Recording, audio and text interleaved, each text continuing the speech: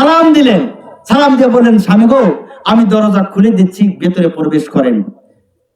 মা ফাতেমা ডাক দিলেন, প্রাণের স্বামী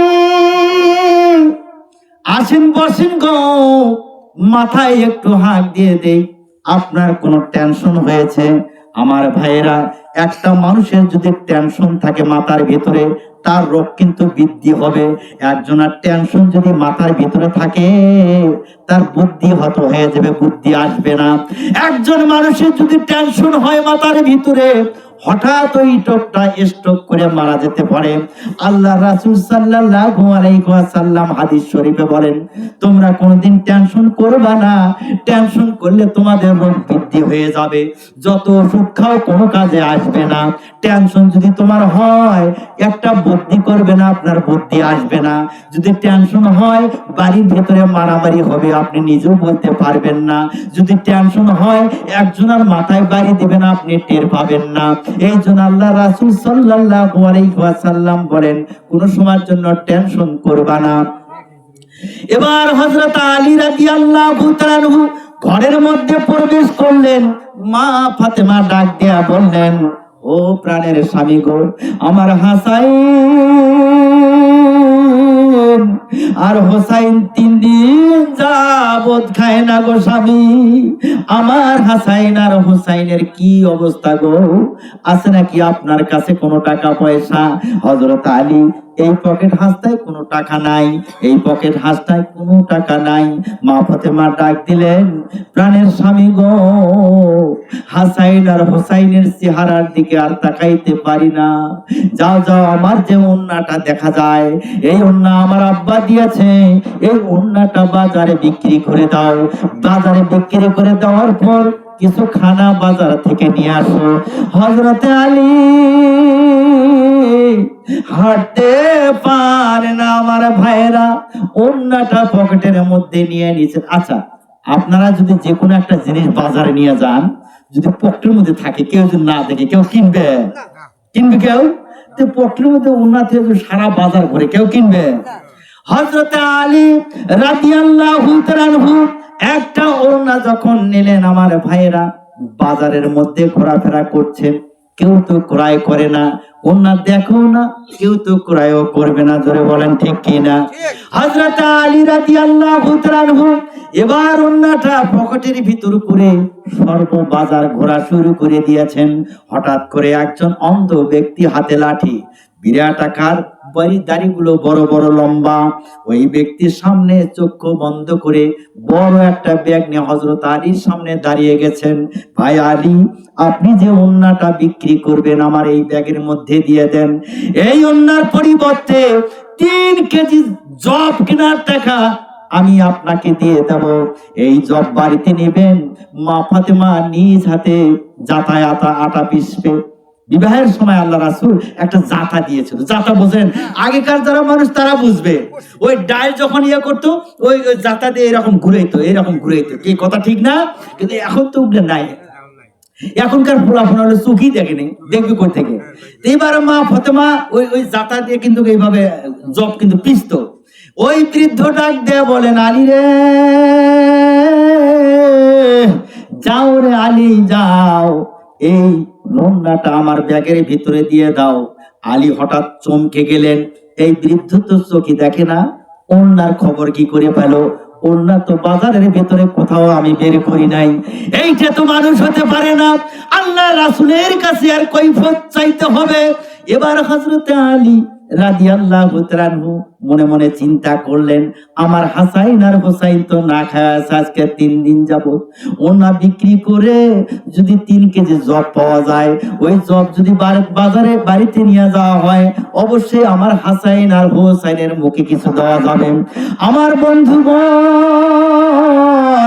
ও আমার মায়েরা, আমার দিকে কান্না গান গো মায়েরা, দেখেন মা ফাতেমা কত কষ্ট করেছেন। আমার ভাইরা, আমি কিন্তু 3টা চ্যাপ্টার কথা বলবো, রাত্র ফর্সা হয়ে যাবে, এখান থেকে যাইতে পারবা না। এখন 1 নম্বর চ্যাপ্টার শুরু হয়ে গেছে, ঈসা আলাইহিস সালামের ঘটনা বাকি আছে। ও আমার ভাইয়েরা, জাকারিয়া আলাইহিস সালামের ঘটনা বাকি আছে, সারা রাত্র হয়ে যাবে, শেষ হবে না। হযরত আলী রাদিয়াল্লাহু তাআলা আনহু এবার কি করলেন, জব 3 কেজি যখন হাতে যখন জব 3 কেজি কেনার টাকা যখন হাতে নিলেন, ওন্নাটা যখন ব্যাগের ভিতরে দিয়ে দিলেন, অন্ধ ব্যক্তি হঠাৎ করে মুখটা বন্ধ করে দিলেন, ওই ওন্নার দিকে তাকাইয়া দেখলেন না, কারণ মা ফাতেমার ওন্না দেখার মতো আল্লাহ পাক তাকে কবুল দেয় নাই। আমার ভাইয়েরা, বাজারের লোক কেন হযরত আলী রাদিয়াল্লাহু তাআলা আনহু যে পকেটের মধ্যে করে নিয়েছেন, হযরত আলী একবার বের করে নিজের স্ত্রীর ওন্না দেখে নাই। জোরে জোরে বলেন না সুবহানাল্লাহ। আমার ভাইয়েরা, ওই বৃদ্ধ লোক 3 কেজি জব কেনার টাকা যখন হযরত আলীর হাতে দিয়ে দিলেন, হযরত আলী রাদিয়াল্লাহু তাআলা আনহু ওই জব 3 কেজি কেনার জন্য একটা দোকানের মধ্যে চলে গেলেন। সমস্ত দোকানপাট তো বন্ধ হয়ে গেছে। এক দোকানদারকে ডাক দিলেন, ও ভাই দোকানদার, আমার হাসান আর হোসাইন না খায়া আছে গো, দাও দাও 3 কেজি জট কেনার টাকা আমার কাছে আছে, আমারে দিয়ে দাও। দোকানদার সাহেব এমন একটা ধমক দিয়ে দিলেন, হযরত আলী রাদিয়াল্লাহু তাআলা আনহু ওই জায়গায় দাঁড়াইতে পারে না। এমনও এখন অনেকগুলো দোকানদার আছে। দোকানদার ভাইদেরকে বলি, মানে বাজারের উপরে তো অনেকটা আমি করছি, দোকানদার যারা আছেন এরাও কিন্তু মানুষকে অনেক ধমক দিয়ে বসে। একটা জিনিস নেওয়ার জন্য গেছেন, ঘন্টার পর ঘন্টা দাঁড়িয়ে আছেন, আপনার দিকে নজরও দিচ্ছে না, এরকম আছে। এরকম করা যাবে না। হযরত আলী রাদিয়াল্লাহু তাআলা আনহু ওই 3 কেজি জবের টাকা নিয়ে গেলেন, জব দিলেন না, টাকা নিয়ে বাড়ির দিকে ফিরছেন, জব দিলেন না, দোকানপাট সব বন্ধ হয়ে গেছেন। যে ব্যক্তির ওন্না কিনে নিল, সেই ব্যক্তি রাস্তার মাঝখানে বিরাট উট নিয়ে দাঁড়ানো, বিরাট উট নিয়ে দাঁড়ানো। ডাক দিয়ে বলছেন, আলী রে, আমি তো এই উটটা বিক্রি করব, নেওয়ার মতো টাকা আছে? নেওয়ার মতো টাকা আছে? হযরত আলী বললেন, এত বড় উট, এত টাকা কই পাবো? উনি ডাক দিয়ে বললেন যে, ঠিক আছে আলী, তোমার কাছে যদি টাকা না থাকে বাকিতে নিয়ে যাও, 300 দিরহাম দিবা, এই উটটা বিক্রি করে আমারে 300 দিরহাম দিবা, আর উপরে যা বিক্রি করতে পারবা সব তোমার হয়ে যাবে। তো হযরত আলী মনে করলেন যে বেশ ভালো কথা, 300 দিরহাম আপনাকে দিয়ে দেবো, আর উপরে যা হবে লাভ সেটা তো আমার হয়ে যাবে। ঠিক আছে, উঠতে দেন, আপনি এখানে দাঁড়িয়ে থাকেন, আমি বাজারে নিয়ে যাই। কিন্তু উনি যে জিবরাইল আলাইহিস সালাম, ওটা তো হযরত আলী জানে না। আল্লাহ রাসূল তো সব খবর জানেন, সব পাঠাইতেছেন। এদিকে হযরত আলী রাদিয়াল্লাহু তাআলা উটটা হাতে করে নিলেন, নিয়ে বাজারের মধ্যে গেলেন। হাজার হাজার মানুষ লক্ষ্য করতেছেন, এই হযরত আলী হাঁটতে পারে না, চলতে পারে না, এত বড় উট পাইলো কোথায়? আপনি হঠাৎ করে একটা জমিন কিনবেন, মানুষের আশেপাশের মানুষ বলবে এই টাকা কই পেল। হঠাৎ একটা আপনি যদি বাড়ি করতে যান, যে এই এত টাকা কই পেল, যে এই বাড়িটা করলো, এই এত টাকা কই পেল, যে শহরের মধ্যে এত বড় দোকান দিল। মানুষ আসে না এরকম? এগুলো করা যাবে না, সন্দেহের ব্যারাম দূর করতে হবে। এই সন্দেহের উপর আমি কিন্তু ফার্স্টে ওয়াজ শুরু করার আগে আমি কিন্তু আপনাদেরকে বর্ণনা দিয়েছি, কথা ঠিক না? এবার হযরত আলী রাদিয়াল্লাহু তাআলা আনহু বাজারে ওই উটটা নিয়ে গেছেন। হাজার হাজার মানুষ খালি দেখে, ভয়ে তার কাছে যায় না। হযরত আলী এত উঁচা লম্বা, যদি উট কিনে নেওয়ার পরে হযরত আলী একটা লাঠি একা সব শেষ হয়ে যাবে, না মহা বিপদ হবে, না হবে না। হযরত আলী রাদিয়াল্লাহু তাআলা আনহু বলছে, ভাই উট বিক্রি করে দেবো, কোনো সমস্যা নেই, নেন আপনারা, উট বিক্রি করে দেবো। তো একজনে বলতেছে, কত কত চান? বলে 600 দিরহাম দিবা। 600 দিরহাম? বলে বাপরে, এই উটের দাম তো 1200 দিরহাম হবে, এই 600 দিরহাম বিক্রি করবে?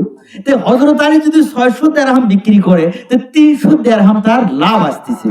তো এখন হযরত আলী রাদিয়াল্লাহু তাআলা 600 দিরহাম মূল্যে যখন দিয়ে দিলেন, ওই ব্যক্তি খুশি হয়ে উট নিয়ে গেছেন, খুশি হয়ে গেছেন। কি খুশি হওয়ার কথা না? হযরত আলী রাদিয়াল্লাহু তাআলা ওই ব্যবসায়ীদারের বাড়িতে চলে গেছেন। ও দোকানদার, ও দোকানদার, বলে কি, আমি যদি আপনাকে 3 বস্তা জব কেনার টাকা দেই, আপনি কি দেবেন না? বলে হ্যাঁ দেবো। তো দেখছেন, আগে তো 3 কেজি নিবে, এই জন্য দিল না দোকানদার। এখন 3 বস্তা নিবে, এখন বাড়ির থেকে এসে আপনার দোকান থেকে বের করে, দোকান খুলে বের করে দিবে। কি কথা ঠিক না? এমনও দোকানদার আছে বাংলাদেশের মধ্যে, আছে কিনা বলেন? আমার ভাইরা, হযরত আলী রাদিয়াল্লাহু তাআলা বললেন যে, আমি 3 বস্তা জব কেনার টাকা যদি আপনাকে নগদ দিয়ে দেই, তাহলে আপনি কি দোকান খুলবেন না? বলে হ্যাঁ, দোকান খুলবেন। মানে 3 বস্তা জব বিক্রি করলে আমার ডবল লাভ আসবে।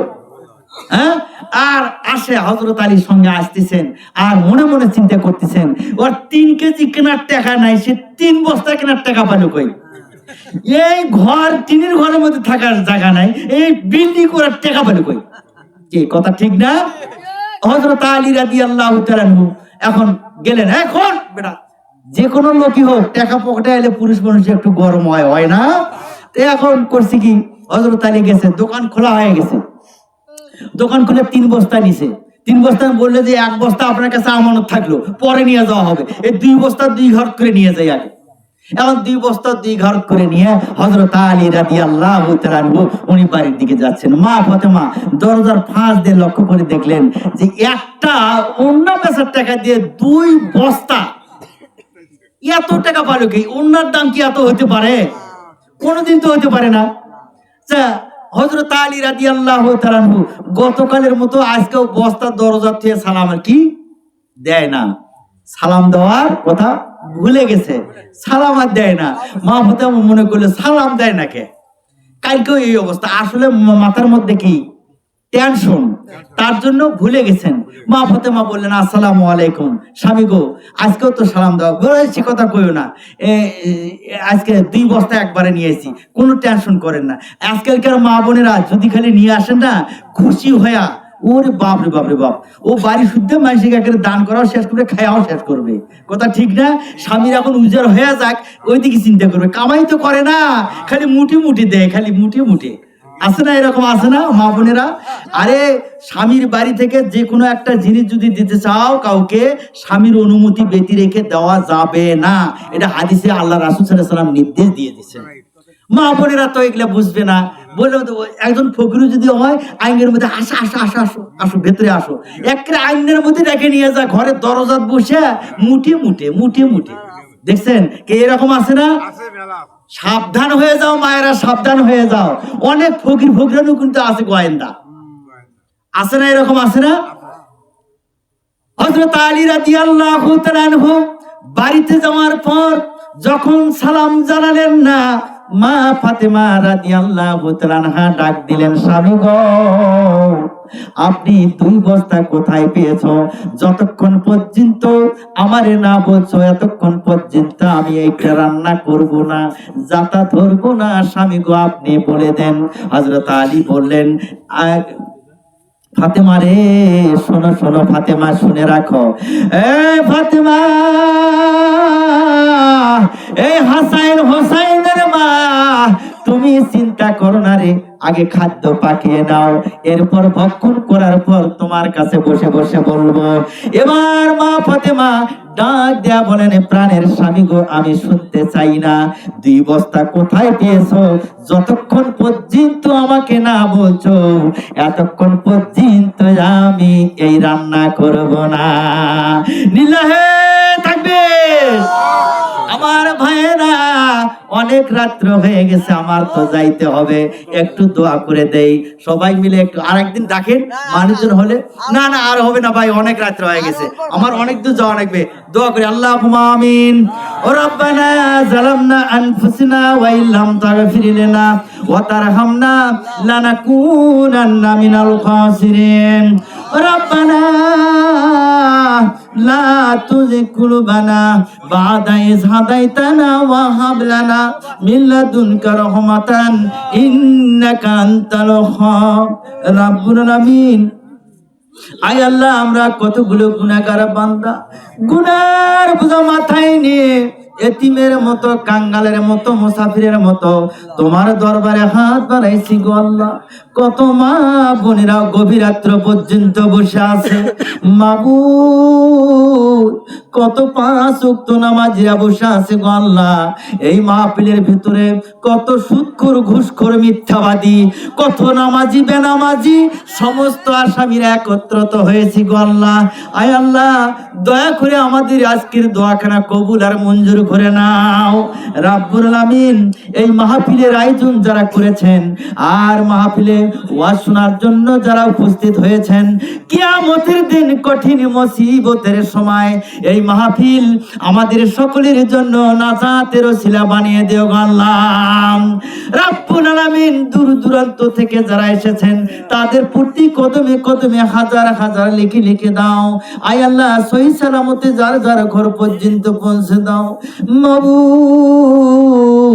আয় আল্লাহ আমার সাথে যারা হাত তুলে আমিন আমিন করতেছে গো আল্লাহ, আমাদের ভেতর থেকে কার জানি আব্বা নাই, কার জানি মা নাই গো আল্লাহ। কে যেন ডাকতে বলেন হুজুর আমার তুই আব্বা নাই গো, আমার তুই আব্বা নাই। বাড়িতে গেলে পরে আমার আব্বা কি আব্বা বলে ডাকতে পারি না, কার জানি আব্বা নাই আল্লাহ। আমার আব্বা তো দুনিয়া থেকে বিদায় হয়ে গেছে, আমার আব্বার মতো আরো যাদের আব্বা দুনিয়া থেকে বিদায় হয়ে গেছে গো আল্লাহ। আয় আল্লাহ কত ইতিম সন্তানেরা হাত বাড়াইয়া বাড়াইয়া ডাকতেছে মাবুদ, তোমার কি দয়া লাগে না, তোমার কি মায়া লাগে না? এই এতিম সন্তানগুলোকে আল্লাহ তুমি তাকে দেখো, যাদের আব্বা নাই দুনিয়া থেকে বিদায় হয়ে গেছে, ওই পিতার কবরে যদি আযাব হয়ে থাকে আল্লাহ মাফ করে দাও রব্বুল আলামিন। এইবার স্মরণ হলো মা দুঃখিনীর কথা। আমাদের আম্মা জান 10 মাস 10 দিন আমাদেরকে গর্ভে ধারণ করেছে, মায়ের দুধটুকু খাইয়া তিল তিল করে আমাদেরকে মানুষ করেছে গো আল্লাহ। আমাদের আম্মা জান যদি ভাত খাইতে বসতো, সাথে যদি দাদি থাকতো ফুফু থাকতো, আমি মায়ের কোলের মধ্যে আমরা কত পায়খানা করে দিয়েছি, মায়ের কোলের মধ্যে কত প্রসাব করে দিয়েছি, সাথে ফুফু থাকতো বলতো তোমার সন্তানটা পায়খানা করে দিয়েছে, তোমার সন্তানটার পায়খানা গন্ধ বের হয়ে গেছে আর থাকা যাবে না, সবাই দূর দূর করে চলে যায়। আমার আম্মা জান তো যায় না, কোলের মধ্যে পায়খানা লইয়া আমাদের মা ভাত খাইলো, ঘৃণা করলো না, মা আমাদের মারলো না। এমন দরদের মা যাদের দুনিয়া থেকে বিদায় হয়ে গেছে আল্লাহ, ওই মায়ের কবরে যদি আযাব হয়ে থাকে আল্লাহ মাফ করে দাও রব্বুল আলামিন। যাদের পিতা মাতা বেঁচে আছে গো আল্লাহ তাদের নেক হায়াত বাড়িয়ে দাও, পিতা মাতার খেদমত করার জন্য তৌফিক আমাদের সকলের দান করে দাও। আমি মাহফিলের দিকে আসতেছি, আমার ভাইরা রাস্তার পাশে একজন মা দাঁড়িয়ে দাঁড়িয়ে দেখতেছে, হুজুর একটু দাঁড়াও হুজুর গো, আপনি হয়তো মাহফিলের দিকে যাচ্ছেন, হুজুর আমি 100টা টাকা আপনাকে দিয়ে দিচ্ছি, হুজুর গো আপনি খুশি হয় একটু গ্রহণ করবেন। আমার সন্তান আমার মেয়ে বগুড়া হাসপাতালে কাতরাইতেছে গো হুজুর, ডেলিভারি হবে, না জানি আমার সন্তানটা বিদায় হয়ে যায় নাকি, হুজুর মাহফিলের দোয়া কবুল হয়, হুজুর গো আমার সন্তানের জন্য একটু দোয়া করবেন। আল্লাহ ওই মার জন্য দোয়া করে গো আল্লাহ তুমি সুস্থতা দান করে দাও। এই মাহফিলে অনেকে দান করেছেন, আল্লাহ তাদের দানগুলো কবুল আর মঞ্জুর করে নাও রব্বুল আলামিন। কোন দিন জানি মৃত্যুর পরোনা জারি হয়ে যায়, না জানি কাল এমন সময় কবরের বাসিন্দা হয়ে যায় মাবুদ। আগামী যে মাহফিল হবে গো আল্লাহ অতদিন বেঁচে থাকি কি না থাকি, কে যেন থাকবে দুনিয়াতে, কে যেন দুনিয়া থেকে বিদায় হয়ে যাবে জানি না, কখন জানি আজরাইল আমাদের ঘরের দরজায় এসে হাজির হয়ে যায় মাবুদ। কবরের জিন্দেগিতে যারা শুয়ে আছে তারা বলতেছে দুনিয়া থেকে তোমরা তাড়াতাড়ি করে বিদায় হয়ে যাও, তোমরা না গেলে তো কিয়ামত হবে না। আর রূহের জগতে যারা আছেন তারা বলতেছেন তোমরা জমিন থেকে বিদায় হয়ে যাও, তোমরা না গেলে তো আমরা আসতে পারতেছি না। একদল আমাদেরকে দেখায় মাবুদ, আর একদল আমাদেরকে ডাকে মাবুদ গো, যেদিন মৃত্যুবরণ করবো, দিন কবরের বাসিন্দা হয়ে যাব। ওই দিন রাসূলের দান শহীদের বিনিময়ে প্রতিষ্ঠিত কালেমা খানি আমাদের সকলের মুখে জারি করে দিও। আমার ভাইয়েরা, সবার জন্য সবাই দোয়া করি। একজন ডাক দিয়ে বলেন, হুজুর আমার সন্তানটা বিদেশে অবস্থান করেছে, আয় আল্লাহ আমার সন্তানের তো অসুস্থ হয়ে গেছে। এক মা ডাক দিয়ে বলেন, হুজুর গো আমার সন্তান সৌদি আরবে থাকে, আমার সন্তানের জন্য একটু দোয়া করবা। আয় আল্লাহ বিদেশে বিপাকে যদি কারো সন্তান মারা যায়, পশু পাখি না জানি তো আগে জানে মা, মায়ের কলিজার মধ্যে দরবার শুরু হয়ে যায়। আল্লাহ গো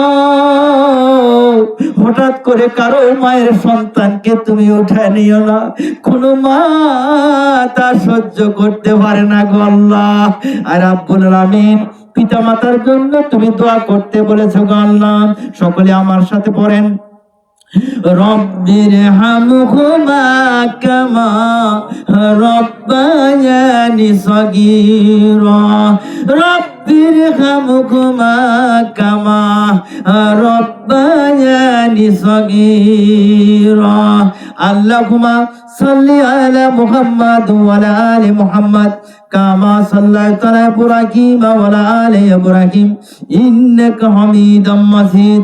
আল্লাহুম্মা বারিক আলা মুহাম্মাদ ওয়া আলা আলি মুহাম্মাদ কামা বারাকতা আলা ইব্রাহিম ওয়া আলা আলি ইব্রাহিম ইন্নাকা হামিদুম মাজিদ। ربنا تقبل منا إنك أنت السميع العليم وتب علينا إنك أنت التواب الرحيم سبحان ربك رب العزة عما يصفون وسلام على المرسلين الحمد لله رب العالمين।